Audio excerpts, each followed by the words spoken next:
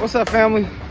Paul Woods here, aka the Drum Prophet, and I do appreciate everyone following me on this journey here. What I did was I like to piece together certain events that goes on with the touring and in the drumline life. So definitely make sure you check out this video. I had a lot of family members that would always tell me like, "Hey, send us pictures, send us videos," which was one of the main reasons why I started an Instagram page. And so I know everyone can't make it to all of the shows and things like that. So I like to make a little something just so everyone can keep up. So this is the tour that I just recently did here. Starting off in 2020. It was only just a few shows, but we hit cities like Philadelphia, Nashville, Miami, Macon, Georgia. And I just want you to check out some things that goes on in the background. It cannot cover everything, but it'll give you a generalized idea. Just grab some lunch. We're somewhere in Virginia right now, and we're about to head to Macon, Georgia for the show tomorrow. But I think you're going to enjoy this video. Make sure you subscribe. Make sure you share. The Drum Prophet. You can catch me on Instagram, the Drum Prophet. And peace.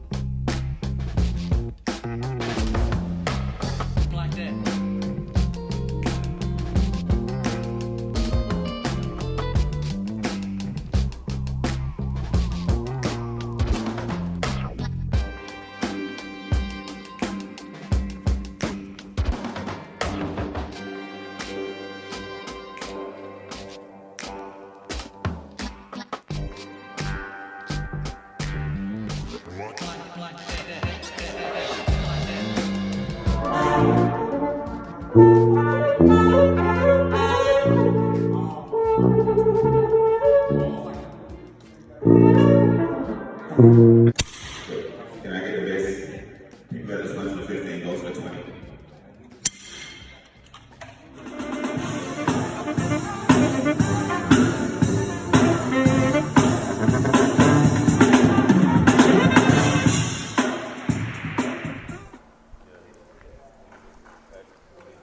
It's time to get this tune in, man. I go here busting stuff. You live or what? Why you got the finger going like that, bro?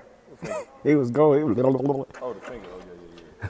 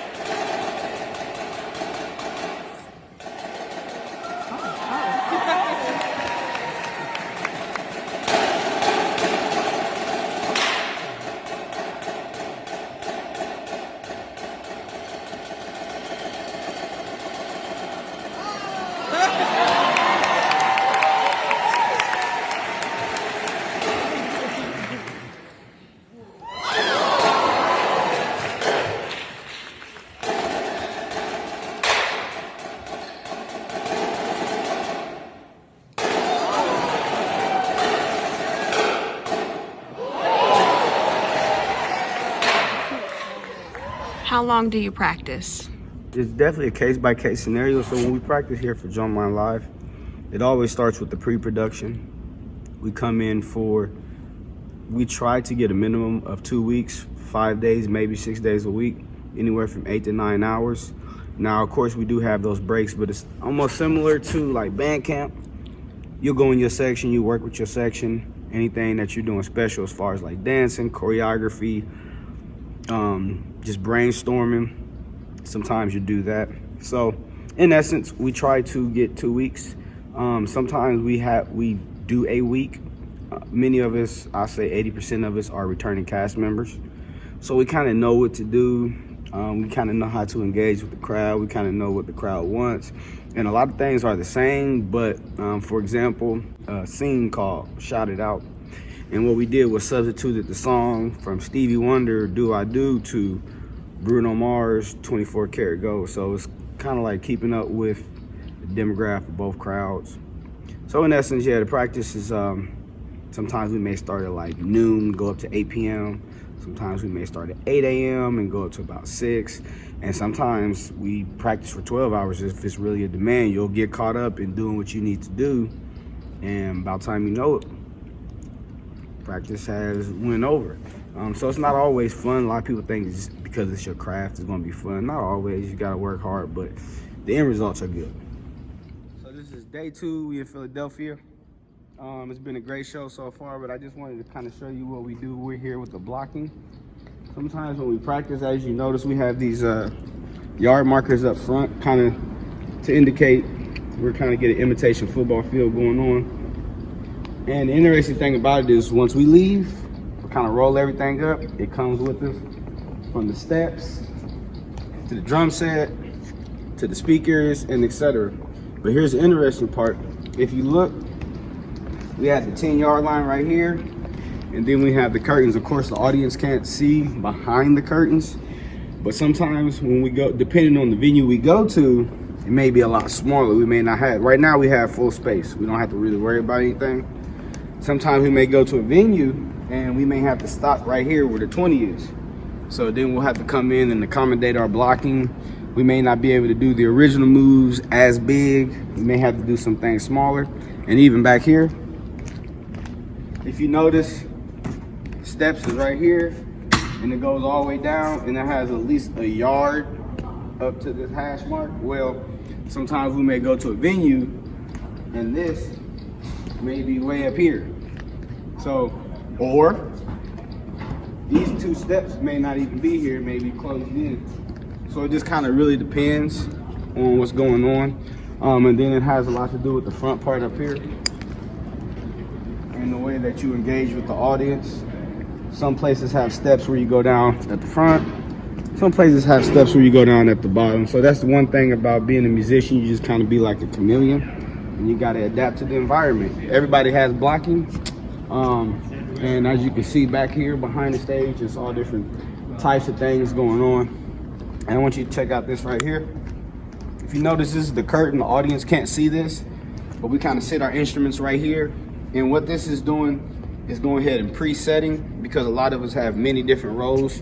So we may start right here playing the snare drum, but we may have to put this down and then go straight out there. So we're trying to give the audience a view of, they don't know that we're changing. You know, some of us, like for example, like Larry Allen, he's in the band, he plays trumpet, he's also a drummer, he does James Brown and a drum major. So the audience may not know it until they get close up on it. It's like, oh, you was playing 3-4 parts. They have no idea. So, you know, that's how we preset some things. We'll put the drums back here, try to be as quiet as possible, and that's part of blocking.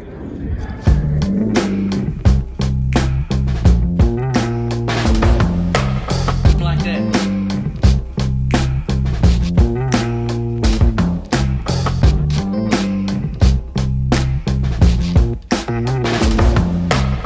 Like that.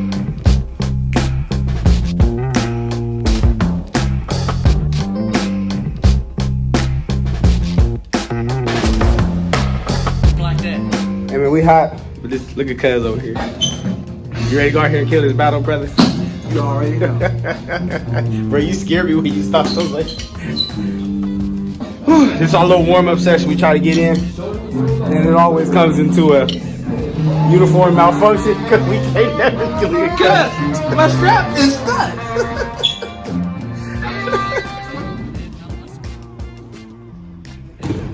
This is how it all begins.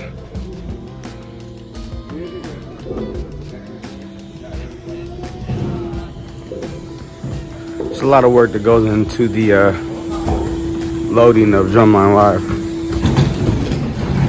This is the most important part, getting the stuff here.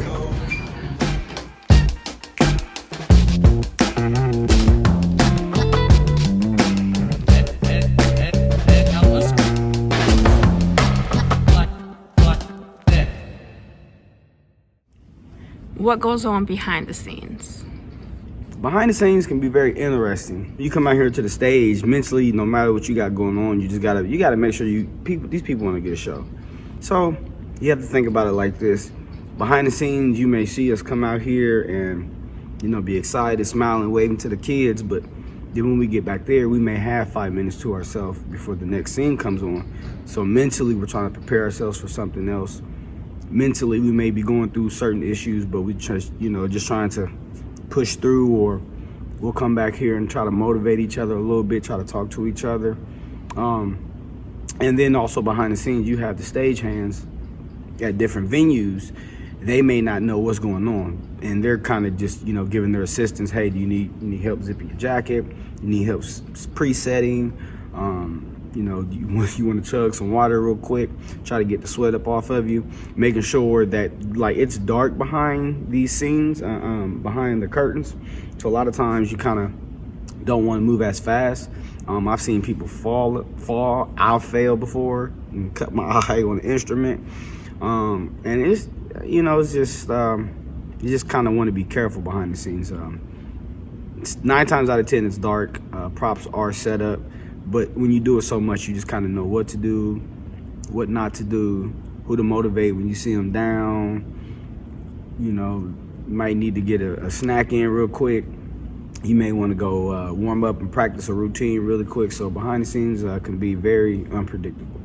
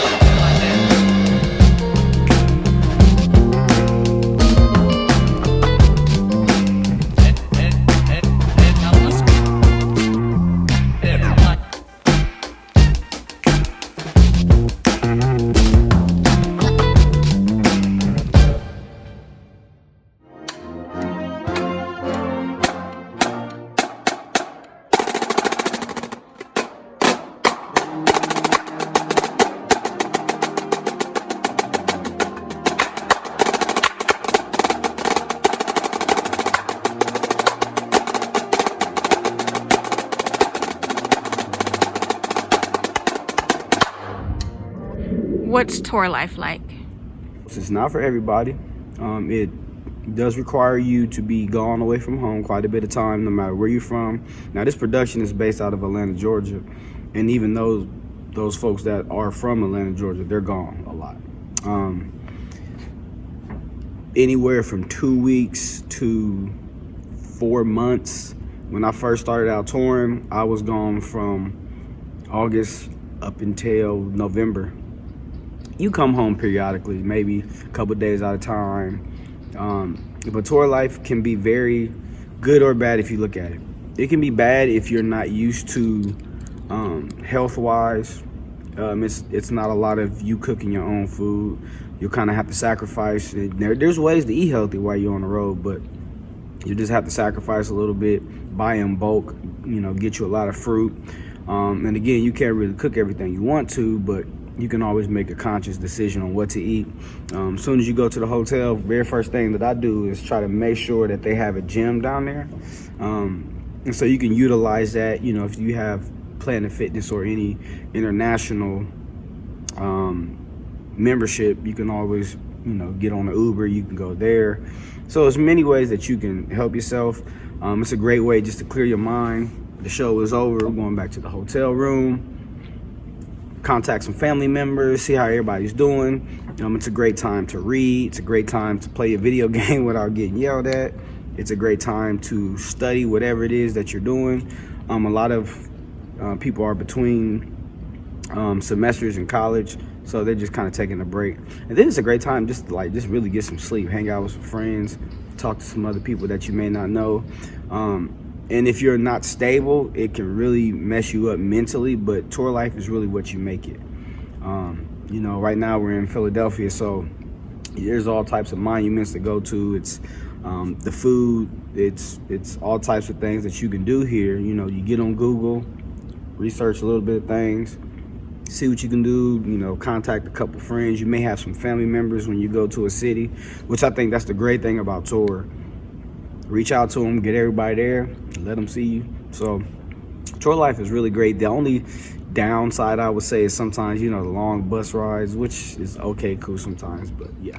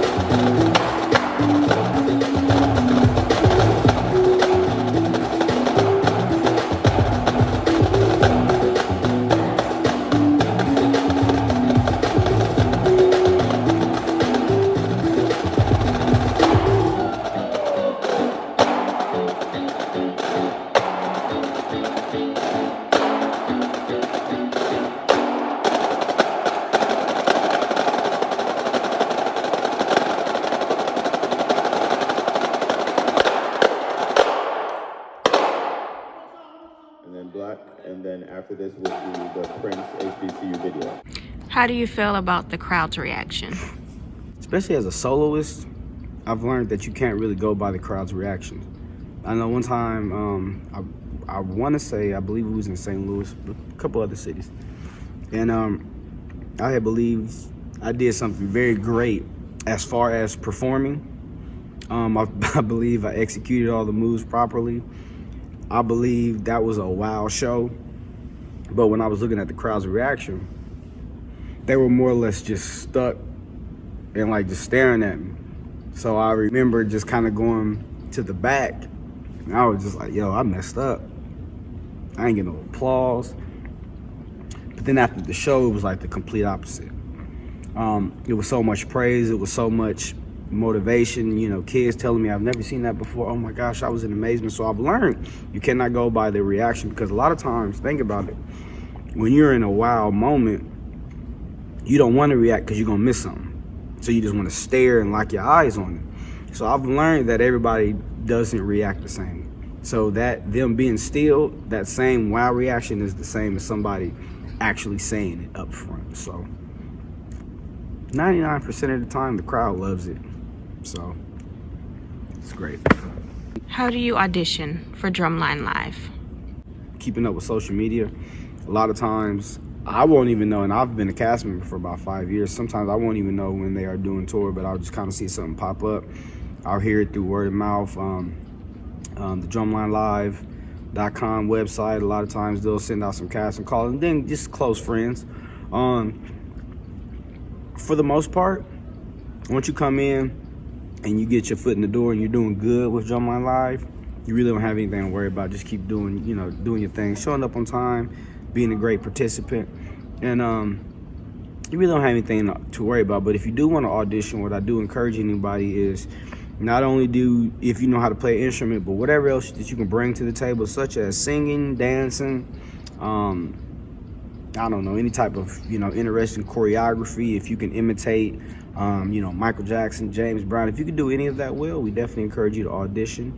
And it's not just about drumming. So I will tell you this is a tip. If you can only play trumpet, if you can only play snare, this may not be the audition for you. You got to be versatile. Now we can teach you, because they taught me. I thought I was a very good drummer, but when I got in, it's a theatrical play. People have to keep that in mind. It's not your traditional marching band to where you have to go out here and have this soldier look. You got to think about it. You don't want to scare that 3-year-old child. So kind of want to bring them in slowly.